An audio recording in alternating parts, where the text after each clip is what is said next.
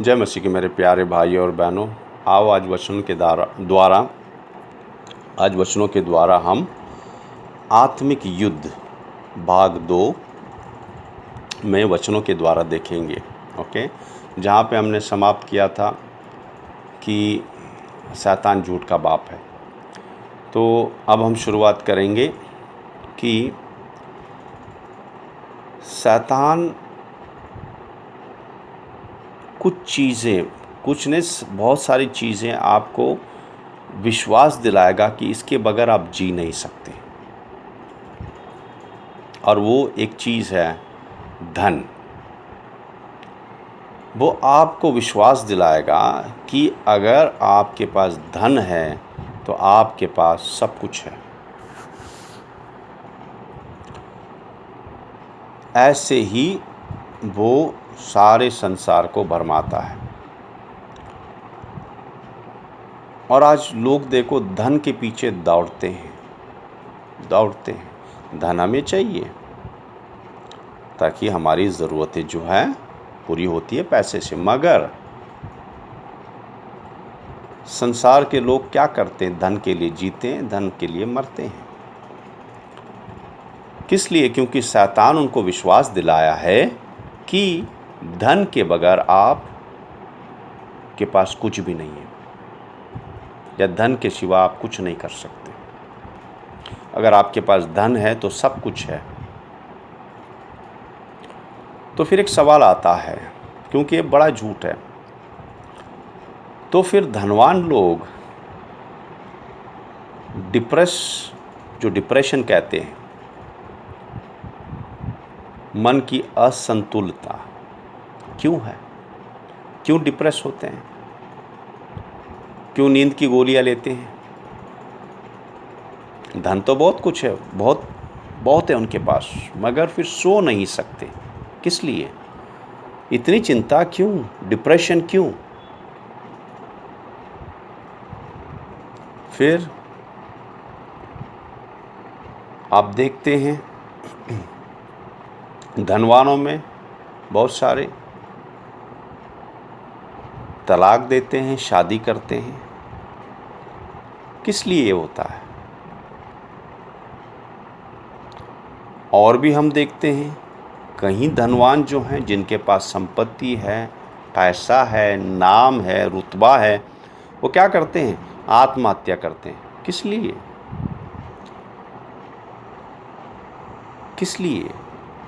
अगर धन उनको आनंद देता तो खुदकुशी क्यों करते मेरे भाइयों बहन? आपको नहीं लगता कि शैतान भरमाया है संसार को ये विश्वास करने में कि धन होगा आपके पास तो आपके पास सब कुछ है, आप सब कुछ खरीद सकते हैं, आपके पास सब कुछ है? नहीं।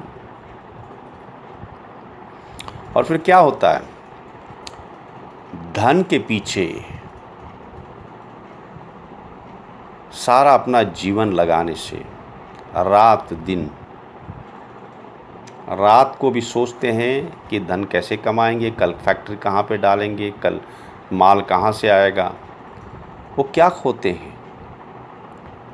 वो अगर विवाहिक हैं तो अपने पत्नी के साथ समय खोते हैं वो।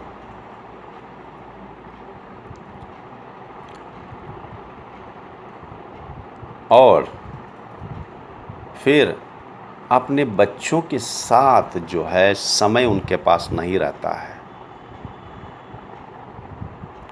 औरत और बच्चों के लिए बहुत सारी चीज़ें खरीद सकते हैं, बहुत सारी बंगले, गाड़ी बहुत सारी होती हैं, मगर क्या होता है?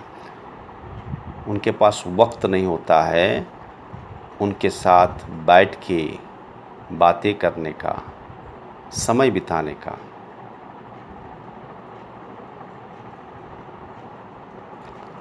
और अगर अविवाहित है तो उसको अपने माँ बाप के लिए टाइम नहीं है, अपने भाई बहन के लिए टाइम नहीं है। क्या पैसा और दौलत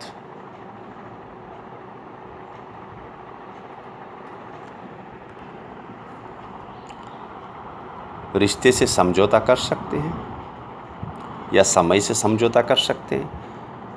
क्या धन दौलत जो है रिश्ते का जगह ले सकता है, समय का जगह ले सकता है? याद रखो, एक बार समय निकल गया, वो समय वापस नहीं आएगा। पैसा कभी भी रिश्ता और समय का जगह नहीं ले सकता है। इसीलिए कितने रिश्ते बर्बाद हो जाते हैं।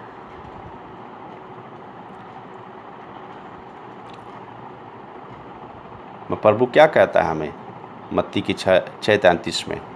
जो हमारी ज़रूरत है वह हमें ज़रूर देता है, मगर संसार के लोगों की तरह हमने धन दौलत के पीछे सारा जीवन बर्बाद नहीं करना है।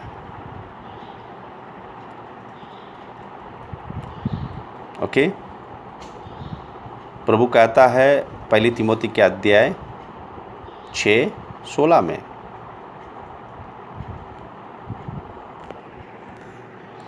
पहली तिमोथी के अध्याय 6:6 में,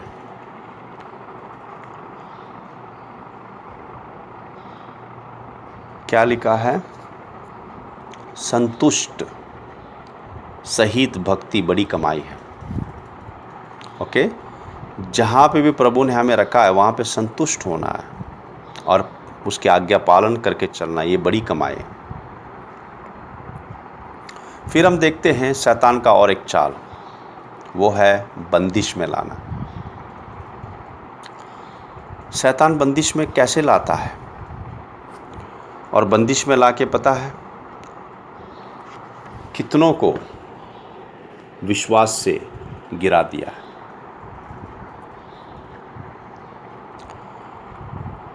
ये कैसे होता है? ये गलत संगति से होता है। ओके? गलत संगति से, या जो चीज़ हमने नहीं देखना है, जो संसार की चीज़ें हैं, जो टीवी से आती है, मोबाइल से आता है, या लोगों के साथ गलत संगति। थोड़ा आपको उदाहरण देता हूँ कैसे बंदिश में लाता है। कि जैसे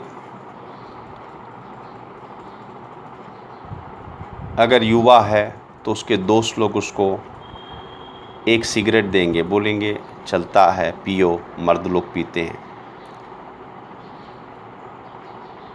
वो एक सिगरेट से शुरू करेगा, कहाँ पहुँच जाएगा? 2 पैकेट भी उसको नहीं पूरेगा।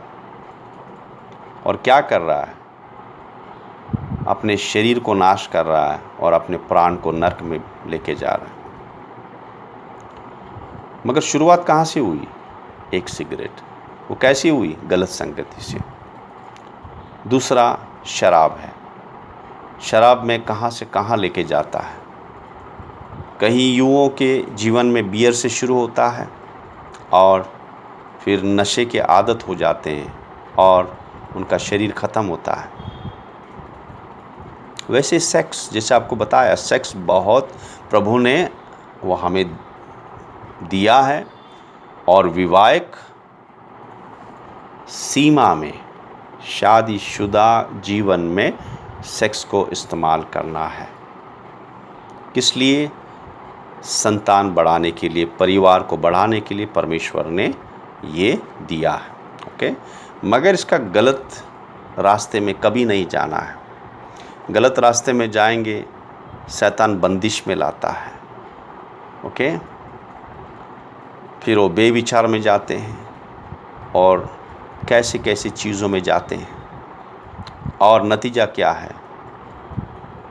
कई लोगों को एड्स हो जाता है, शरीर को बर्बाद कर देते हैं और प्राण को नरक में भेज देते हैं। ये शैतान का चाल है सब। ये बंदिशें हैं। गुस्से को ले लो। गुस्से से क्या होता है? वाद विवाद होता है, आर्ग्यूमेंट्स होते हैं। फिर क्या होता है? फिर लड़ाई होती है और उसके बाद पता नहीं कहाँ जाएंगे। और गुस्सा करने से क्या होता है? आपके शरीर को, आपका बीपी बढ़ जाएगा और बीपी बढ़ने से बहुत सारी बीमारियां होती हैं। कभी लकवा आ सकता है, कभी किडनी फेलियर हो सकता है। फिर झूठ, थोड़ी सी झूठ से शुरुआत होती है, फिर क्या होता है, वक्त में आगे वो कितने लोगों का भरोसा तोड़ देते हैं, और फिर उस आदमी से कोई भरोसा नहीं करता है। कितने रिश्ते बर्बाद हो जाते हैं झूठ की वजह से। और याद रखिए, ऐसे बंदिश में अगर आप हैं तो प्रभु के सामर्थ्य से आप बाहर आ जाइए, क्योंकि ऐसे अगर चलते रहें बिना पश्चाताप के, क्या होगा, एक दिन शैतान आपको दबोच लेगा। जैसे मैं अपनी मन की बातें नहीं कहता हूँ, लूका के अध्याय 22:3 में अगर पढ़ेंगे, यहूदा ऐसा था जो ऐसे रास्ते पे चला और एक दिन शैतान उसके अंदर घुस गया।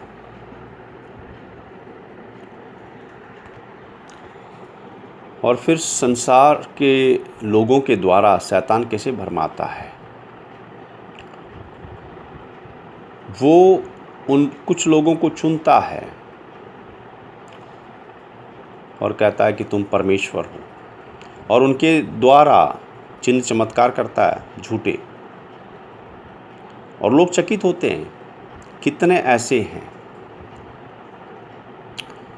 एक तो ऐसा था बड़ा बाल वाला, और लोग उसके पास जाते थे, वो और अपने हाथ से राख निकालता था, बोलते पवित्र राख है, और उसके उंगलियों से काजू गिर जाते थे। तो लोग उनको परमेश्वर करके मानते थे, उनको पूजते थे। मगर क्या हुआ, वो मर गए, और वो मरने के बाद उसके जो चाहने वाले हैं, उसके भक्त हैं, उन्होंने कहा बाबा को ऐसे रखो, कुछ दिनों में वो 2-3 दिनों में वो जी उठेगा, वो परमेश्वर है। 2-3 दिन के बाद उसकी शरीर सड़ने लगा। डॉक्टरों ने कहा जाके उसकी अंतिम क्रियाक्रम करो, न तो शरीर यहाँ पे सड़ जाएगा।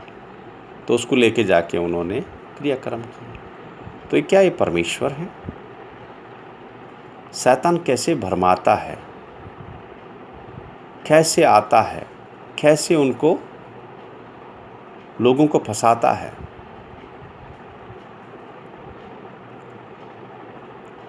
और वो भूल जाते हैं कि वो परमेश्वर नहीं, वो इंसान है। वो मरे हैं और अभी भी कब्र में हैं। ये क्या दर्शाता है कि वो मनुष्य थे। बहुत सारे आए और कहने लगे कि वो परमेश्वर है, मगर अभी भी कब्र में है।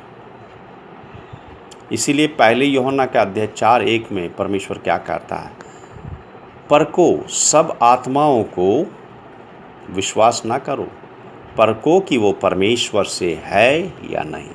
याद रखो, हम अंतिम समय में, बहुत अंतिम घड़ी में हैं, इसलिए बहुत सारे भरमाने वाली आत्मा घूम रहे हैं। हमने जानना ज़रूरी है कि कैसे हमने परखना है कि परमेश्वर का आत्मा कौन है, कैसा है, पवित्र आत्मा कैसा है, वो क्या करता है, कैसे परमेश्वर का वचन हमें बताता है। तो हर एक आत्मा को हमने ये नहीं कहना है कि ये परमेश्वर का आत्मा है, नहीं। परमेश्वर के वचनों के द्वारा हमने जानना है। और दूसरी बात, कहीं लोग जाते हैं ऐसे लोगों के पास, ओके, कि ये मुझे बीमारी से ठीक करेगा। याद रखो,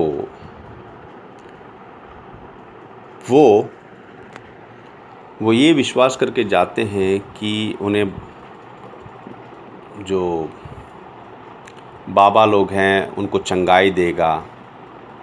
ओके, तो क्या होता है, ऐसा एक केस मैंने देखा,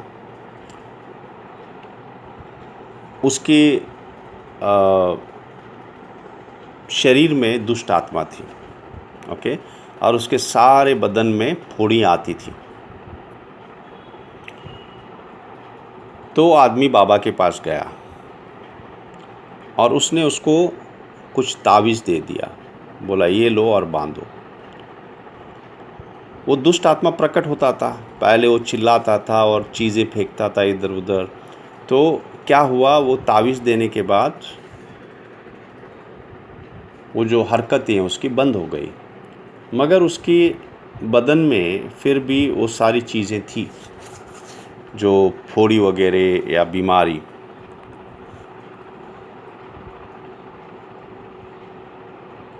तो जब परमेश्वर के दास ने पूछा कि अब ये बीमारी कैसी है, तो कहता है नहीं ये बीमारी है। तो परमेश्वर का दास समझ गया कि उसके अंदर दुष्ट आत्मा अभी भी है। तो उसने कहा देखो तुम्हें चंगाई चाहिए तो ये तावीज़ उतार दो, मैं प्रार्थना करता हूँ और यीशु प्रभु तुम्हें पूरी तरह से चंगाई देगा। तुम्हें किसी बाबा के पास जाने की ज़रूरत नहीं है, पैसे देने की ज़रूरत नहीं है। और उसने वो तावीज़ निकाल दिए और बाजू में रख दिया और परमेश्वर का दास प्रार्थना करने लगा, क्योंकि उसने कहा देखो ये तावीज़ रखेगा, मैं प्रार्थना करूँगा आपको चंगाई मिल जाएगी, फिर भी क्या होगा, ये शैतान का आपके शरीर में रहेगा, तो इसको हटा दो। तो प्रार्थना करने लगा और दुष्ट आत्मा प्रकट हो गए और उस परमेश्वर के दास ने यीशु के नाम से वो दुष्ट आत्मा को निकाल दिया। और याद रखें उसके बाद उसको बीमारी नहीं आया। तो क्या दर्शाता था कि उस तावीज़ के द्वारा एक दूसरा दुष्ट आत्मा, उसके अंदर जो दुष्ट आत्मा था उसको शांत करा रहा था। ये सच है। देखो बहुत सारे ऐसे बाबा के पास वगैरह जाते हैं, थोड़ी सी बीमारी होती है तो ये नहीं जानते कि उन्हें समझो कोई सर दर्द है तो बाबा के पास गए तो सर दर्द तो निकल जाएगा मगर दूसरी बीमारी आ जाएगी। किस लिए? ये वचन के द्वारा परमेश्वर क्या दर्शाता है। अगर दो वचन लेंगे हम, ओके, पहले मत्ती के अध्याय 12 और वचन 26। मत्ती के अध्याय 12-26 में क्या लिखा है, और यदि शैतान ही शैतान को निकाले तो वह अपने ही विरोधी हो गया है, फिर उसका राज्य क्यों कर बना रहेगा। तो ये वचन सच है। प्रभु पहले ही बता रहा है हमको कि शैतान शैतान को नहीं निकाल सकता। शैतान शैतान को नहीं निकाल सकता। ये सब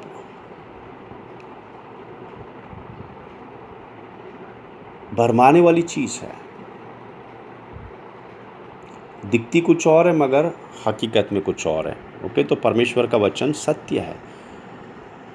तो तावीज़ बांधने के बाद भी उसके शरीर में दुष्ट आत्मा थी और परमेश्वर के दास ने जब प्रार्थना करने लगे तो दुष्ट आत्मा प्रकट हो गई और वो बीमारी भी थी। मगर तावीज़ बांधने से क्या हुआ, वो दुष्ट आत्मा शांत हो गई उसके शरीर में, मगर थी प्रभु ने यीशु के नाम से निकाल दिया और उसके बाद से उसको बीमारी भी वो बंद हो गई। तो देखो कैसे भरमाते हैं, झूठ से उन लोग काम करते हैं। और ये सही है कि शैतान शैतान को नहीं निकाल सकता। यदि अगर शैतान शैतान को निकालता है तो अपने ही विरोधी हो गया और उसका राज्य नहीं टिक सकता। इसलिए याद रखिए, जो आप बाहर ये सब देखते हैं कि मैं ऐसी जगह पे गई, ऐसी जगह पे गया और ऐसा हुआ, ऐसे हो गए, ये सब ये चीज़ें हैं। आपने बताना है कि आपको वाकई चंगाई चाहिए तो यीशु के पास आ जाओ। और यीशु आपसे कुछ नहीं चाहता है। ओके, हमने ये सब देखे कि शैतान कौन है, उसका राज्य कैसा है, उसके गढ़ कैसे हैं, कैसे वो गढ़ बनाता है, उसके पास सामर्थ्य है, और शैतान जो है हमारे मनों को और हृदय को नहीं पढ़ सकता है। शैतान संसार का भरमाने वाला है, जो प्रकाशित वाक्य में भी दिया है। और वो कैसे ज्योतिषी के द्वारा और भविष्यवाणी कैसे करता है, कैसे धर्म के पीछे बैठा है,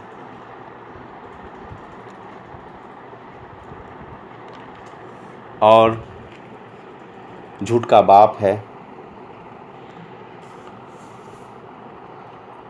और कैसे वो विश्वास दिलाता है कि धन है आपके पास तो सब कुछ है, और कैसे बंदिश में लेके आता है।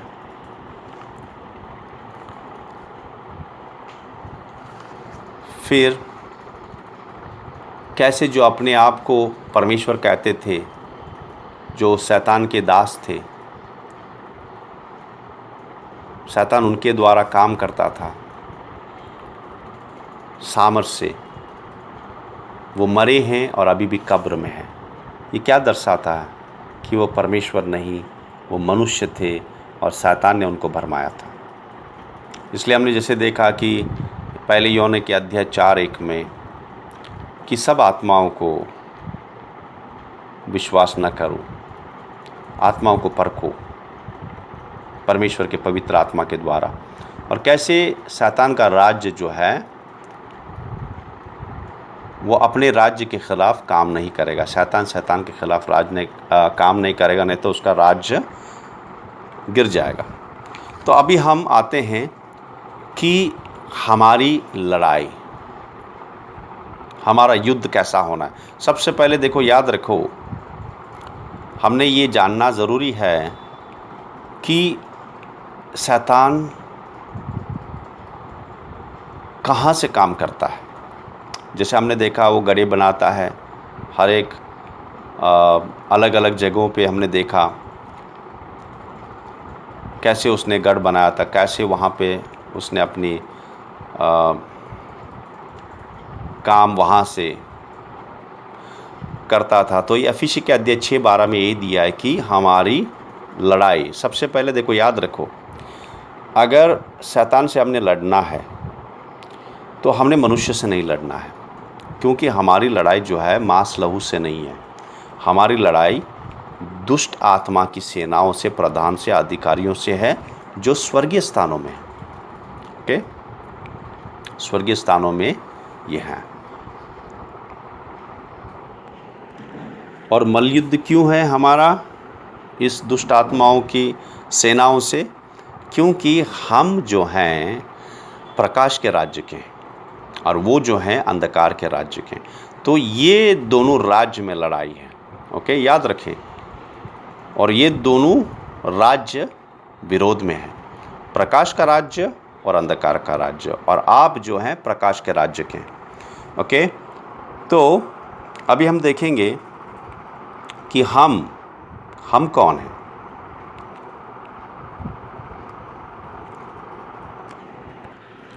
हम जयवंत परमेश्वर के बच्चे हैं।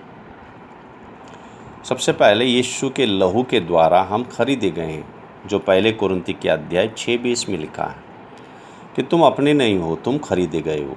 ओके, और हम किसके बच्चे हैं? यीशु मसीह के बच्चे हैं, जो शैतान को हराया है। हमारे परमेश्वर यीशु ने शैतान को हराया है। ओके, पहले कोलोसी की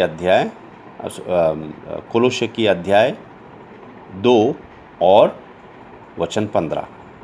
तो इसमें दिया है कोलोसी के अध्याय 2 वचन 15 में यीशु प्रभु ने शैतान को और उसके सारी सेना को क्रूस पे हराया है और जय जयकार की ध्वनि सुनाई है यीशु मसीह ने।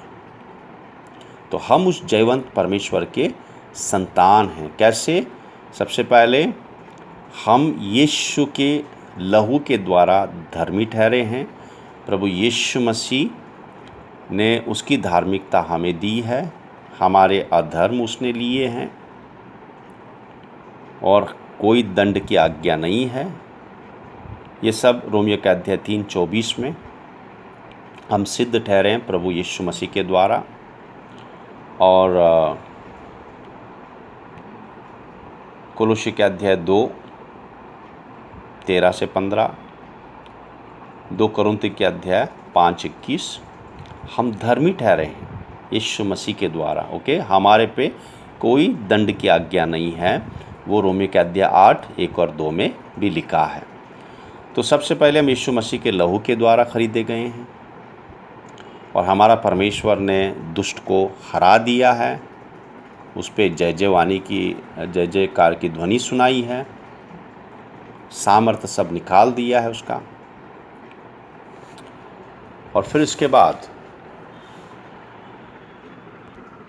यीशु मसीह के द्वारा हम जयवंत हुए हैं, ये 2 कोरिन्थी के अध्याय 2:14 में भी लिखा है। ओके, अभी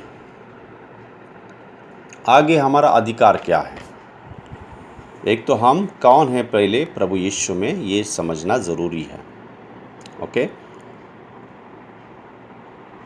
हमें यीशु मसीह ने उसके लहू के द्वारा ख़रीदा है, हम धर्मी ठहरे हैं, परमेश्वर ने हमें धार्मिक ठहराया है यीशु मसीह के द्वारा। और हमारा प्रभु जयवंत परमेश्वर है, उसने शैतान और उसकी सारी दुष्ट आत्मा की सेनाओं को क्या किया, कुचल दिया है। कोई भी दुष्ट आत्मा, शैतान या कोई भी दुष्ट आत्मा बचा नहीं, परमेश्वर यीशु ने उन्हें सबको हरा दिया, कुचल दिया क्रूस के द्वारा। कोलोसियों के अध्याय 2:15 में लिखा है। और उनको उतार दिया ऊपर से और सब सामर्थ निकाल दिया उनका, और जय जयवाणी की जय जयकार की ध्वनि सुनाई है। ओके, हम उसके बच्चे हैं, किसके, यीशु मसीह के।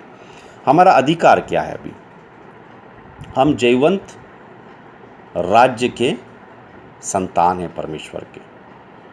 और हम कौन हैं, यूहन्ना के अध्याय 1:12 के द्वारा हम प्रभु के संतान हैं, परमेश्वर के संतान हैं। शैतान हरा हुआ है, शैतान को हराया हुआ है।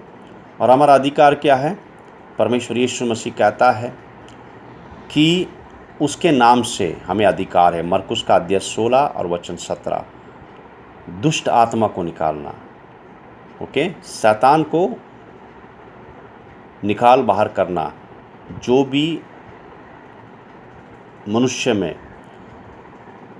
दुष्ट आत्मा ने उसको पकड़ा है, उसको हम यीशु के नाम से निकाल सकते हैं, वो अधिकार है। और हाथ रख के लोगों के लिए हम प्रार्थना करके यीशु के नाम से उन्हें चंगाई मिलता है।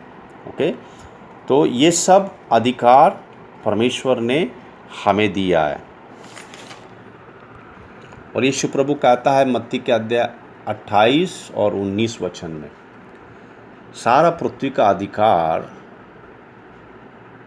स्वर्ग में, पृथ्वी और पृथ्वी के नीचे यीशु के नाम में वो अधिकार है। और यीशु मसीह कहता है, जाओ मैं तुम्हें अधिकार देता हूँ। तो यीशु मसीह का अधिकार हमें मिला है। ओके, यीशु मसीह का अधिकार हमें मिला है दुष्ट आत्माओं पे और शैतान पे, और हमें कोई भी कुछ नहीं कर सकता, कोई भी।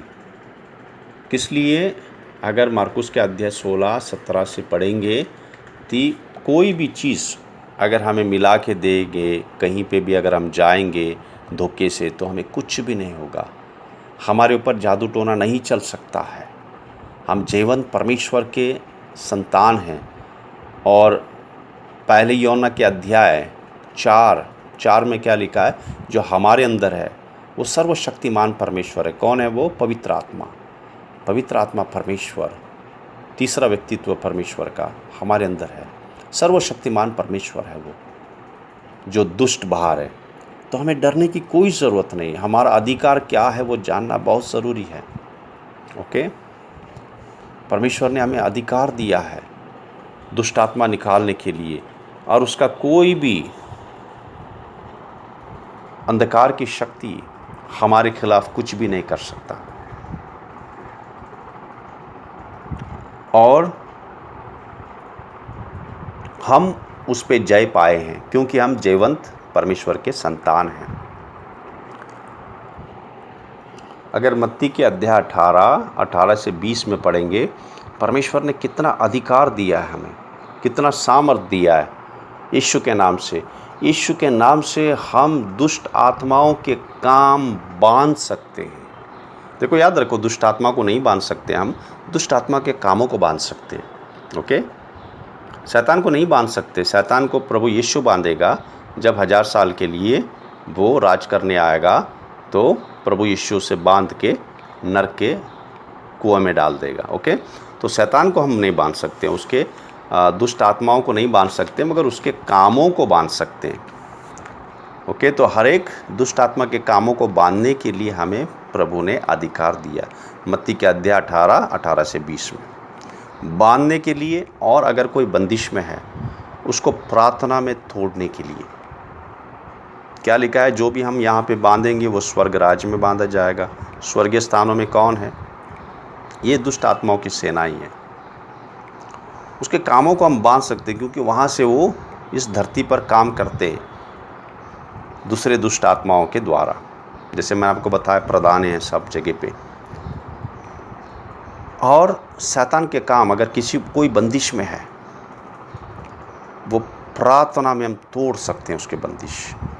इतना हमें प्रभु ने अधिकार और सामर्थ्य दिया है। मगर याद रखिए, दुष्ट आत्मा को निकालने के लिए प्रभु ने सामर्थ्य दिया है, अधिकार दिया है। मगर कभी होता है कि कोई दुष्ट आत्मा जो कभी कभी ढीठ होते हैं, नहीं निकलते। कुछ ऐसे, देखो दुष्ट आत्माओं में भी प्रधानताएं हैं। ओके, तो कुछ होते हैं, प्रभु स्वयं कहता है मरकुस के अध्याय 9 और 29 में, तब हमने उपवास करके प्रार्थना करके फिर हम निकाल सकते हैं उसको। ओके, मगर ऐसा कोई भी नहीं है जो यीशु के नाम से नहीं जाएगा। यीशु के नाम से ज़रूर जाएगा। ओके, यीशु के नाम को डरता है शैतान। याद रखिए, अब हम देख रहे हैं कि हमारी आत्मिक लड़ाई क्या है, कैसे हमने लड़ना है। तो सबसे पहले हमने देखा कि हमारी लड़ाई मांस लहू से नहीं है, दुष्ट आत्माओं की सेनाओं से है जो स्वर्गीय स्थानों में है। ओके, तो एक राज्य दूसरे राज्य से लड़ाई हो रही है। हम प्रकाश के राज्य के हैं, वो अंधकार के राज्य का है। ओके, तो प्रकाश के राज्य जो है ऑलरेडी जयवंत है, क्योंकि हमारा यीशु प्रभु जो है जयवंत परमेश्वर है। उसने शैतान की सारी सेना को उतार दिया है, उस पर जय जयकार की ध्वनि सुनाई है क्रूस पे। कोलोसे के अध्याय 2:15 में पढ़े हम। और हम कौन हैं? हम प्रभु के बच्चे हैं, उसके लहू से खरीदे गए हैं, हम उसके संतान हैं, और हमें अधिकार दिया है। जैसे हमने देखा, अधिकार दुष्ट आत्मा को निकालने के लिए, चंगाई देने के लिए, ये सब अधिकार प्रभु ने हमें दिया है। और हमें प्रभु ने सामर्थ और शक्ति दी है, अधिकार दिया है उसके इस दुष्ट आत्मा के कामों को बांधने के लिए, और दुष्ट आत्मा के काम किसी को बंदिश में लाया है तो बंदिश तोड़ने के लिए। मत्ती के अध्याय 18 से 20 में हमने ये पढ़ा। अब हमने, याद रखो, वो हर कोशिश करेगा हमें अंधकार के राज में लाने के लिए, मगर हमेशा हमने अपने विवेक साफ रखना है, जो प्रेरितों के अध्याय 24 और 16 में लिखा है, मनुष्य की ओर और परमेश्वर की ओर। कैसे करना है? हमने अक्षमान्य रखना है, हर को क्षमा करना है तुरंत, और परमेश्वर से क्षमा मांगना है। तो ये हमारा विवेक जो है वो हमेशा शुद्ध रहेगा। फिर परमेश्वर के आज्ञा पालन करके चलना है। प्रभु कहता है तुम जगत की ज्योति हो। कैसे? अगर आज्ञा पालन करके चलेंगे, सत्य में चलेंगे, पवित्रता में चलेंगे, तो क्या होता है? वो हमारे से डरता है। किस लिए? हम प्रकाश में चलते हैं, वो अंधकार है, और अंधकार प्रकाश से हमेशा डरता है। और कोई भी मौका नहीं देना शैतान को हमारे जीवन में। इफिसियों के अध्याय 4:27 में लिखा है, अगर थोड़ा सा उसको मौका देंगे वो खमीर की तरह है। जैसे मेरे मैसेज में मैंने पहले बताया कि खमीर क्या है, थोड़ा सा खमीर काफ़ी है सारे आटे में फैलने के लिए। वैसे ही थोड़ा सा पाप काफ़ी है, शैतान का थोड़ा सा पैर रखने के लिए जगह काफ़ी है हमारे जीवन में। वो क्या आता है, क्या करता है, किस लिए आता है? चोरी करने, घात करने और नाश करने के लिए। हमने उसको मौका नहीं देना है। अब हम देखेंगे, और याद रखिए ये युद्ध है, तो हमने हर दिन रक्षा के हथियार हमने बांधना ज़रूरी है। दो चीज़ें होती है, एक रक्षा के हथियार और दूसरा युद्ध करने का हथियार। तो सबसे पहले हमने रक्षा की हथियार जो है पहन लेना है। एफिसियों के अध्याय 6:13 में लिखा है। ओके, सबसे पहले एफिसियों के अध्याय 6:14, सो सत्य से अपने कमर कसकर बांधना। तो इसको कमर पट्टा कहते हैं। कमर पट्टा कौन सा होना चाहिए? सत्य का। सत्य हमारे जीवन में रोज़ होना है। सत्य से हम चलना है, ईमानदार होना है, हाँ को हाँ, ना को ना, झूठ को मौका नहीं देना है। हमने जैसे यीशु जिए ऐसा जीना है। ओके, सत्य से। दूसरा क्या लिखा है? और धार्मिकता की झिलम पहनकर। देखो, झिलम कहाँ पे पहनते हैं? लड़ाई में सीने के ऊपर झिलम आता है। ये क्या करता है? ये आपके हृदय को बचाता है, क्योंकि परमेश्वर का वचन कहता है आपका और मेरा हृदय जो है वो भंडार है, उसमें क्या है वो ही बाहर निकलेंगे। तो सबसे पहले हमने धार्मिकता में चलना है, उद्धार में चलना है, परमेश्वर के भय में चलना है। तब हम परमेश्वर से प्यार करते हैं और फिर परमेश्वर के प्यार से भर जाते हैं। रोमियो का अध्याय 5:5 में परमेश्वर के भय में चलना है।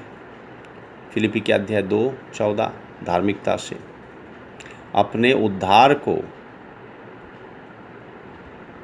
लेके चलना है, उद्धार के काम करना है, धार्मिकता में चलना है रोज, परमेश्वर के भय में। फिलिपी के अध्याय 2:14 और परमेश्वर के प्यार से भरे रहना है। हमारा भंडार अंदर कैसे भरना है? परमेश्वर के प्यार से और धार्मिकता से हमारा जीवन हमने चलना है, उद्धार का काम करके रोज परमेश्वर के भय में। तभी हमारा हृदय ये वो जिलम से, वही जिलम है जिसके बारे में मैंने बताया, हमारा हृदय को, हमारे दिल को बचाए रखेगा। फिर क्या लिखा है 15 में? और पाँवों में मेल के शुभ समाचार की तैयारी के जूते पहनकर। मेरे भाइयों बहनों, जूते किस लिए पहनते हैं हम?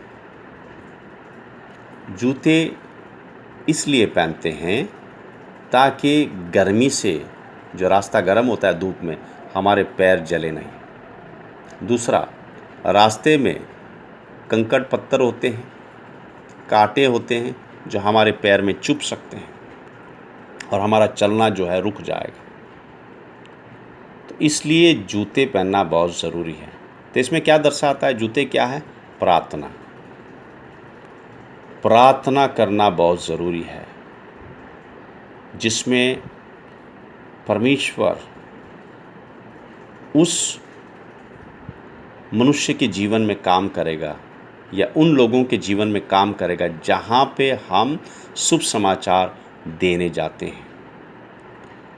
देखो, बिना खेत तैयार किए बोया नहीं जाता। वैसे ही प्रार्थना जो है, प्रार्थना में परमेश्वर क्या करेगा? जब हम उससे विनती करेंगे तो परमेश्वर उनका हृदय को तैयार करेगा।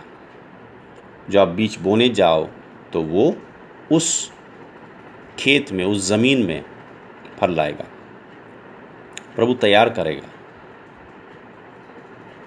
और जो उनके मन में अंधापन जो शैतान के सरदार इस संसार के सरदार शैतान ने उनके मन के अंधा कर दिया है, प्रभु उसको निकाल देगा। और जो भी रुकावट है परमेश्वर निकाल देंगे। कैसे? प्रार्थना से। और दूसरी बात, कहाँ जाना है, कैसे करना है, ये परमेश्वर की इच्छा के द्वारा होना है। परमेश्वर बताएगा कि कहाँ और कैसे करना है। तो हमारे पैर शुभ समाचार के लिए तैयार होना है। जूते किस लिए पहनते हैं? ताकि हमको हमारे काम में रुकावट ना आए। जैसे गर्मी से हमारे पैर झुलस ना जाए, और दूसरा कंकड़ और पत्थर और कांटे जो है हमारे पैर में चुभ के हमारा चलना मुश्किल ना हो जाए। तो ये जूते का मतलब है प्रार्थना। तो प्रार्थना करके प्रभु की इच्छा जान के हमने शुभ समाचार के लिए जाना। ओके, तो अगला जो है विश्वास की ढाल। विश्वास बहुत ही महत्वपूर्ण है। विश्वास का मतलब क्या है? विश्वास परमेश्वर पे निर्भर होना है, पूरी तरह से, पूरी तरह से परमेश्वर पे निर्भर होना है, उसके वचन पे निर्भर होना है। अगर परमेश्वर कुछ कहता है अपने वचनों में, उसके वचनों में, वो ज़रूर करेगा। ये विश्वास हमने होना है। ओके, विश्वास का मतलब क्या है? विश्वास परमेश्वर पे पूरी तरह से निर्भर होना, भरोसा करना, और उसके वचनों पे। अगर परमेश्वर अपने वचनों में कुछ कहता है वो ज़रूर करेगा। ये विश्वास हम में होना है। जब प्रभु कहता है जाओ, तो हमने जाना है। जब प्रभु कहता है कि मैं तेरे साथ हूँ, तो हमने विश्वास करना प्रभु हमारे साथ है। जब प्रभु कहता है कि तुम राजदूत हो, धन्यवाद प्रभु, हम राजदूत हैं।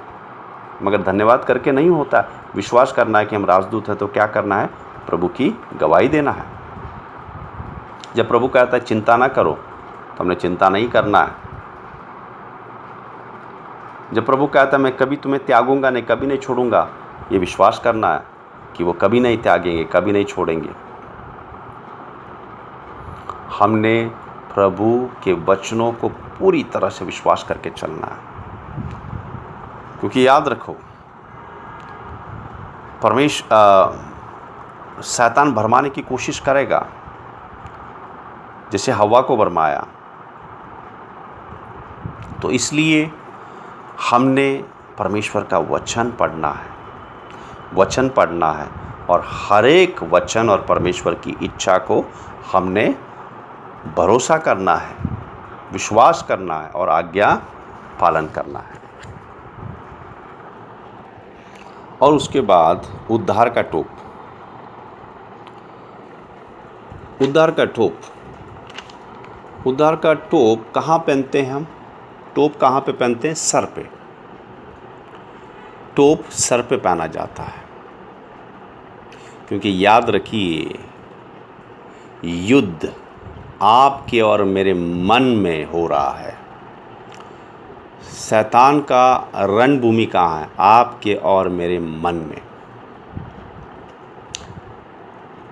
शैतान मन को आक्रमण करता है। हमारे मन पे आक्रमण जारी रहती है हर पल। तो याद रखिए,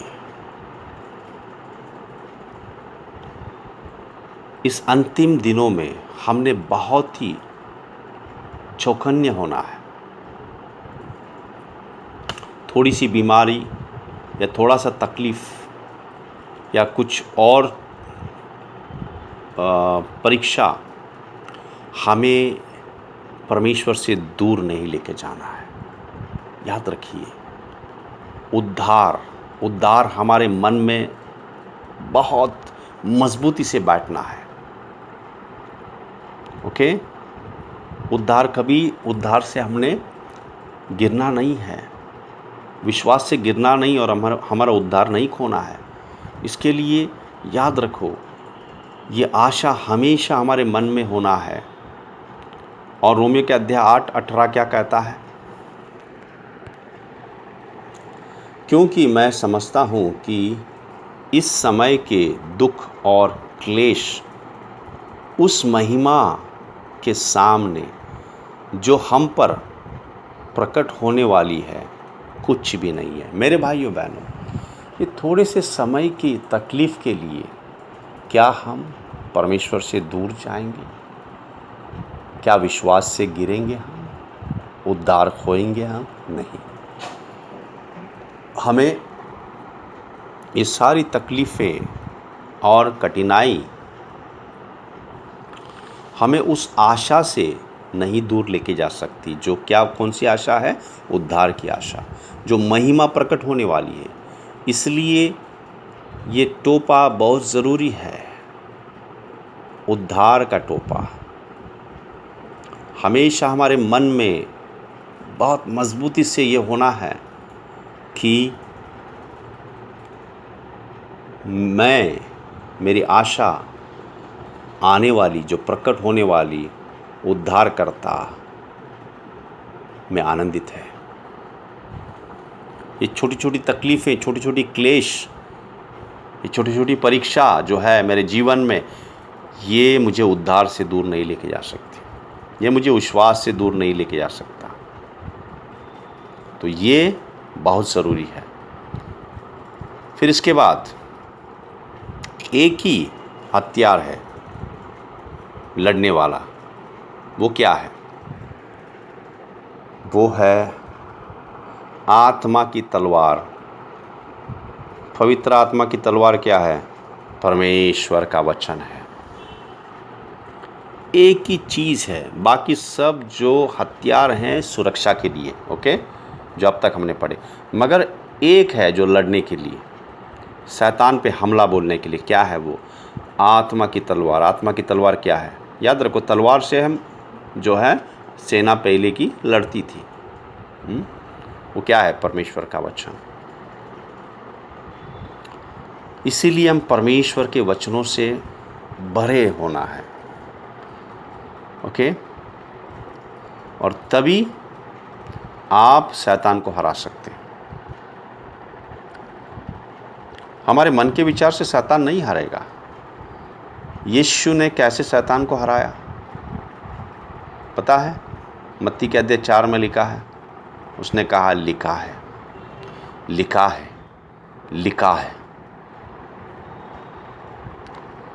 परमेश्वर आपका और मेरे परमेश्वर के वचन से हम शैतान को हरा सकते। और शैतान आपके और मेरे विचारों से नहीं डरता है, वो डरता है एक ही चीज़ से, परमेश्वर का वचन। उसे कैसे लड़ना है? परमेश्वर के वचन से। अगर परमेश्वर के वचन से आप और मैं लड़ेंगे, हम जीत जाएंगे।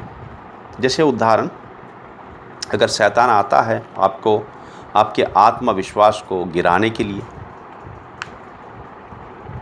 वो कहेगा तुम ये तो नहीं कर सकते, तुम्हारे लिए नामुमकिन है, कोशिश भी मत करो, तुम नहीं कर सकते। तो उसके लिए कौन सा वचन है? फिलिपी के अध्याय 4:13 आता है, मैं सब कुछ कर सकता हूँ यीशु मसीह के द्वारा, उसके सामर्थ के द्वारा मैं सब कुछ कर सकता हूँ। तो ये वचन पवित्र आत्मा तलवार की तरह लेके आएगा उससे लड़ने के लिए, और वो भाग जाएगा, क्योंकि उसका झूठ टिक नहीं पाएगा। और एक बात याद रखिए, शैतान का हथियार बहुत सारे हैं। जैसे मैंने शैतान की युक्तियाँ उसमें बताया था। आपके मन में पाप का स्मरण लेके आएगा, दोष लगाने के लिए। पाप का स्मरण लेके आएगा आपको दोष लगाने के लिए, गिराने के लिए, ताकि आप प्रार्थना न करें, आपका विश्वास टूट जाए। ये सब उसकी चाल है। तो हमने उस पर जय कैसे पाना है? आपको पुराना सब पाप लेके आएगा, तुमने ऐसा किया, ऐसा किया, ऐसा किया, तुम प्रार्थना नहीं कर सकते, परमेश्वर तुम्हारा नहीं सुनेगा, तुम किसी लायक के नहीं हो। ये सब चीज़ें लेके आएगा। तो आत्मिक लड़ाई में लड़ना कैसे हमने? प्रकाशित वाक्य का अध्याय 12 और वचन 11 क्या कहता है? हमारी गवाही से और यीशु मसीह के लहू से। हमारी गवाही क्या है? हमने बोलना है शैतान, और भी लिख ले, और भी बहुत कुछ है, बहुत सारे पाप हैं, मगर यीशु मसीह के लहू के द्वारा सब मिट गए हैं। किस लिए? मैं क्षमा मांगा हूँ प्रभु से इस सारे पापों के लिए, और यीशु मसीह ने मेरे पाप उसके लहू से धो दिए। तो ये ऐसा हमने उसका सामना करना है, अपनी मुँह की गवाही से और यीशु मसीह के लहू से। और आप और मैं शैतान से कैसे लड़ेंगे? याद रखो, हमने शैतान से युद्ध कैसा करना है आखिर में आप देख रहे हैं। ओके, तो याकूब के अध्याय 4 और वचन 7 में क्या लिखा है? याकूब के अध्याय 4 और वचन 7 में क्या लिखा है?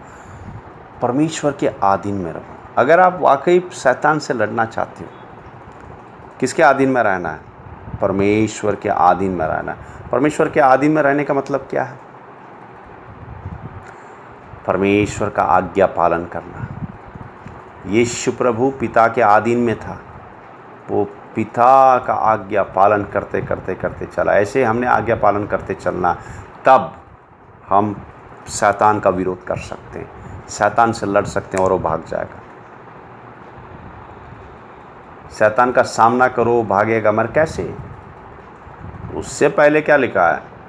उससे पहले लिखा है परमेश्वर के अधीन में होना। अधीन में होने का मतलब है परमेश्वर का आज्ञा पालन करना। अगर परमेश्वर का आज्ञा पालन करते हैं तो शैतान का सामना कर सकते हैं, और तब वो भागेगा, क्योंकि परमेश्वर हमारे साथ है।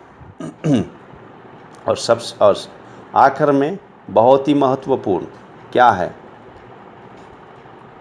यीशु सारा जीवन भर पवित्र आत्मा से भरपूरी से चला। पवित्र आत्मा की भरपूरी बहुत ज़रूरी है। हर एक दिन हम परमेश्वर की उपस्थिति में आके सबसे पहले पवित्र आत्मा से भरपूर होना है, उसके आत्मा से भरपूर होना है, और पवित्र आत्मा की भरपूरी से फिर हम सामना कर सकते हैं। याद रखो, यीशु प्रभु ने अंधकार के राज्य से तब तक सामना नहीं किया तब तक वो प्रार्थना करके पवित्र आत्मा का अभिषेक उस पर न आया। फिर पवित्र आत्मा उसे ले गया जंगल में उसकी परख करने के लिए, और पवित्र आत्मा के सामर्थ्य से ही शैतान को हराया, पवित्र आत्मा के सामर्थ्य से और वचनों से। तो हमारे लिए भी यही रास्ता है। तो याद रखो, फिर से हम दोहराते हैं जो हमने कैसे दुष्ट से लड़ना है। सबसे पहले वो कहाँ पे है? स्वर्गीय स्थानों में, वहाँ से काम करता है वो। और हम कौन हैं? हम जयवंत परमेश्वर के संतान हैं, उसके लहू से खरीदे गए हैं। हम धार्मिक सिद्ध हुए हैं प्रभु यीशु मसीह के द्वारा। हम यीशु मसीह के संतान हैं। और हमारा अधिकार क्या है? हम प्रकाश के राज्य के हैं और अंधकार के राज्य, दोनों के बीच में लड़ाई है। हमारा अधिकार क्या है? परमेश्वर का अधिकार हमें मिला है। मरकुस का अध्याय 16-17 में दुष्ट आत्माओं को निकालने के लिए, हाथ रख के प्रार्थना करके चंगाई देने के लिए, और हमें कुछ भी चीज़ हानि नहीं करेगा, क्योंकि हमारे अंदर सर्वशक्तिमान परमेश्वर है जो दुष्ट बाहर है। और कुछ दुष्ट आत्मा प्रार्थना और उपवास से ही निकलता है। ओके, तो प्रार्थना और उपवास बहुत ज़रूरी है, बहुत ज़रूरी है। और हमारे हथियार, याद रखो, हमारे हथियार आत्मिक हैं। 2 कुरिन्थी के अध्याय 10 में लिखा है हमारे हथियार आत्मिक हैं जो बहुत ही सामर्थिक हैं दुष्ट से लड़ने के लिए। और यीशु ने शैतान पे जय पा लिया है, सारे शैतान और उसके दुष्ट आत्मा को क्रूस पे कुचल दिया है और उन पे जय जयकार की ध्वनि सुनाई है। और परमेश्वर ने हमें अधिकार दिया है, मत्ती का अध्याय 28 और 19, जाओ मैं तुम्हारे साथ में हूँ।